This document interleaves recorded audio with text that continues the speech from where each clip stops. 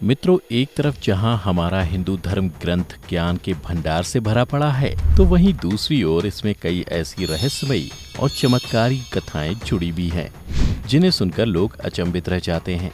उन्हीं में से एक है खाटू श्याम जी की कथा। इससे जुड़े रहस्य आज भी एक पहेली है। तो चलिए जानते हैं इस रोचक कथा के बारे में आज के इस हमारे खास वीडियो में। नमस्कार मित्रों, द डिवाइन टेल्स पर आपका स्वागत है। खाटू श्याम जी की कहानी महाभारत काल से संबंधित है। महाभारत महाकाव्य का एक प्रमुख पात्र था जिसका नाम बर्बरीक था, जो भीम का पोता अर्थात घटोत्कच का पुत्र था। बर्बरीक बचपन से ही बहुत वीर योद्धा था। उसने ये सारी युद्ध कलाएं अपनी माता से सीखी थी। बर्बरीक भगवान शिव का बहुत बड़ा भक्त था और उसकी इस भक्ति से प्रसन्न होकर महादेव ने उसे 3 अचूक बाण दिए थे, जिसके आगे बड़ी से बड़ी शक्ति भी क्षीण हो जाती थी, और इसी वजह से बर्बरीक 3 बाणधारी के नाम से भी विख्यात था। इतना ही नहीं मित्रों, अग्निदेव ने भी बर्बरीक को एक दिव्य तीर दिया था, जिससे वो तीनों लोगों पर विजय प्राप्त कर सकता था।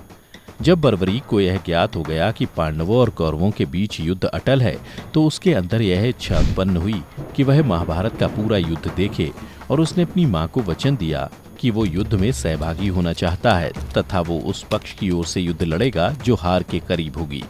इसके बाद बर्बरीक नील घोड़े पर सवार होकर अपने 3 बाण लेकर युद्ध के लिए रवाना हो गया। दूसरी ओर श्री कृष्ण भगवान, जिनकी लीला अपरंपार है, उनको ये पता चल गया और उन्होंने ब्राह्मण का वेश धारण कर बर्बरीक को रास्ते में रोका ताकि वो उसकी शक्ति का मूल्यांकन कर सकें। उन्होंने बर्बरीक को उकसाते हुए कहा कि बर्बरीक, ये बताओ कि तुम सिर्फ 3 बाण के दम पर युद्ध कैसे लड़ोगे। बर्बरीक ने उत्तर देते हुए कहा कि उसका एक बाण ही दुश्मन की सेना के लिए पर्याप्त है और वो वापस अपने तरकश में लौट आएगा। आगे अपनी बात को रखते हुए बर्बरीक ने श्री कृष्ण को बताया कि उसके पहले तीर से वो निशान बनाएगा जिसको उसे समाप्त करना है, और उसके बाद तीसरा तीर छोड़ने पर उसके निशान वाले सभी चीजें नष्ट हो जाएंगी।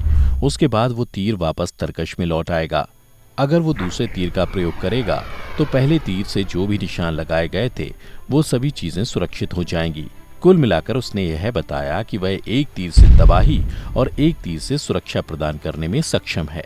जब श्री कृष्ण को बर्बरीक की इस दिव्य और अद्भुत शक्ति के बारे में पता चला, तो उन्होंने बर्बरीक की शक्ति का नमूना देखना चाहा और कहा कि अगर वो जिस पीपल के पेड़ के नीचे खड़ा है उसके सभी पत्तों को आपस में भेद देगा तो उनको बर्बरीक की शक्ति पर विश्वास हो जाएगा। बर्बरीक, जो कि एक महान योद्धा था, उसने श्री कृष्ण की यह चुनौती सहर्ष स्वीकार कर ली तथा तीर छोड़ने से पहले ध्यान लगाने के लिए आंखें बंद कर ली। तब श्री कृष्ण ने माया रचते हुए बर्बरीक को पता लगे बिना पीपल की एक पत्ती को तोड़कर अपने पैरों के नीचे छिपा लिया। जब बर्बरीक ने पहला तीर छोड़ा तो सभी पत्तियों पर निशान हो गए और अंत में सभी पत्ते श्री कृष्ण के पैरों के आसपास घूमने लगे। अब श्री कृष्ण ने बर्बरीक से पूछा कि तीर भी मेरे पैरों के चारों ओर क्यों घूम रहा है। इस पर बर्बरीक ने जवाब दिया कि शायद आपके पैरों के नीचे एक पत्ती रह गई है और ये तीर उसी छुपी हुई पत्ती को निशाना बनाने के लिए पैरों के चारों ओर घूम रहा है। बर्बरीक ने श्री कृष्ण से कहा, ब्राह्मण राज, आप अपना पैर यहाँ से हटा लीजिए, वरना ये तीर आपका पैर भेद देगा। और जैसे ही श्री कृष्ण ने अपना पैर वहां से हटाया, उस छुपी हुई पत्ती पर भी निशान हो गया। उसके बाद बर्बरीक के तीसरे तीर से सारी पत्तियां इकट्ठी हो गईं और आपस में बंध गईं। तब श्री कृष्ण यह जान गए कि बर्बरीक के तीर अचूक हैं, लेकिन अपने निशाने के बारे में खुद बर्बरीक को भी पता नहीं रहता है। इस घटना से श्री कृष्ण ने ये निष्कर्ष निकाला कि असली रणभूमि में श्री कृष्ण अगर पांडव भाइयों को अलग कर दें और उन्हें कहीं छिपा देंगे ताकि वो बर्बरीक का शिकार होने से बच जाएं, तब भी बर्बरीक के तीरों से कोई नहीं बच पाएगा। इस प्रकार श्री कृष्ण को बर्बरीक की शक्ति का पता चल गया कि उनके अचूक तीरों से कोई नहीं बच सकता। तब श्री कृष्ण ने युद्ध में उनकी तरफ से लड़ने का प्रस्ताव दिया। बर्बरीक ने अपनी गुप्त बात उनको बताई कि उसने अपनी माता को वचन दिया है कि वो केवल हार रही सेना की तरफ से लड़ेंगे। वहीं कौरवों को भी बर्बरीक के इस वचन के बारे में पता था, इसलिए उन्होंने युद्ध के पहले दिन अपनी 11 अक्षौणी सेना को नहीं उतारा था, ताकि जब कौरवों की सेना पहले दिन पांडवों से हार जाए तो बर्बरीक कौरवों का सहयोग कर पांडवों का विनाश कर देगा। इस प्रकार जब वो कौरवों की तरफ से लड़ेगा तो पांडवों की लड़ रही सेना कमजोर हो जाएगी। उसके बाद वो पांडवों की सेना में चला जाएगा। इस तरह वो दोनों सेनाओं में घूमता रहेगा। श्री कृष्ण को अब ये बात समझ आने लगी थी कि अगर बर्बरीक इस महायुद्ध में शामिल हुआ तो कोई भी सेना विजयी नहीं हो पाएगी और अंत में कौरव पांडव दोनों का विनाश हो जाएगा और केवल बर्बरीक शेष रह जाएगा। तब श्री कृष्ण ने विचार किया कि बर्बरीक को रोकने के लिए उनको बर्बरीक से उसकी जान मांगनी होगी। तब श्री कृष्ण ने बर्बरीक से दान की मांग की। तब बर्बरीक ने कहा, प्रभु आपकी जो इच्छा हो मैं आपको देने को तैयार हूँ, आप मांग लीजिए जो मांगना चाहते हैं। इस पर श्री कृष्ण ने दान में बर्बरीक का शीश मांग लिया। बर्बरीक भगवान श्री कृष्ण की इस विरली और विचित्र मांग को सुनकर चकित रह गया और इस अनोखी मांग पर उसने ब्राह्मण को अपनी असली पहचान बताने को कहा। बर्बरीक के ऐसा कहने पर श्री कृष्ण ने बर्बरीक को अपने विराट रूप के दर्शन कराए और बर्बरीक उसे देखकर धन्य हो गया। श्री कृष्ण ने तब बर्बरीक को समझाया कि रणभूमि में युद्ध से पहले सबसे वीर क्षत्रिय को बलि देनी पड़ती है, इसलिए मैं तुमसे तुम्हारा सिर दान मांग रहा हूँ और मैं तुमको इस धरती का सबसे वीर क्षत्रिय होने का गौरव देता हूँ। अपने वादे को निभाते हुए श्री कृष्ण के आदेश पर बर्बरीक ने अपना सिर दान में दे दिया। ये घटना फागुन महीने के शुक्ल पक्ष के 12वें दिन हुई थी। अपनी जान देने से पहले बर्बरीक ने श्री कृष्ण से अपनी एक इच्छा जाहिर की कि वो महाभारत युद्ध को अपनी आंखों से देखना चाहता है। श्री कृष्ण ने उसकी ये इच्छा मान ली और उसका सिर अलग करने के बाद उसके सिर को एक बहुत ऊंची पहाड़ी पर रख दिया, जहां से रणभूमि साफ नजर आती थी। उसी जगह से बर्बरीक के सिर ने पूरे महाभारत का युद्ध देखा था।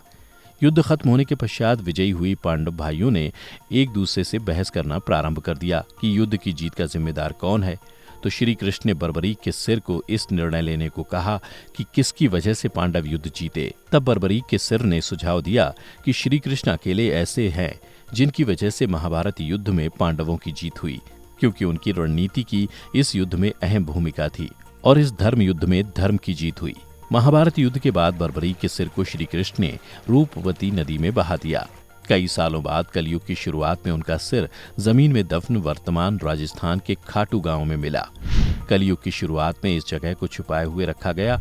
एक दिन उस जगह पर गाय के थन से अचानक दूध गिरने लगा। इस चमत्कारी घटना को देखते हुए स्थानीय गांव वालों ने उस जगह को खोदा और वो सिर बाहर निकाला।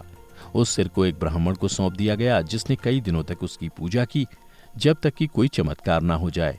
खाटू के राजा रूप सिंह चौहान को एक सपना आया कि उनको एक मंदिर बनवाना है जिसमें कि सिर को स्थापित करना है। तब मंदिर का निर्माण शुरू किया गया और फागुन मास की शुक्ल पक्ष के 11वें दिन उनकी प्रतिमा को स्थापित किया गया। तो ये थी खाटू श्याम की वो पौराणिक कथा। तो मित्रों, कैसा लगा आपको हमारा आज का ये वीडियो? अगर आपके पास कोई सुझाव या प्रश्न हो तो कृपया कमेंट बॉक्स में हमसे अवश्य साझा करें।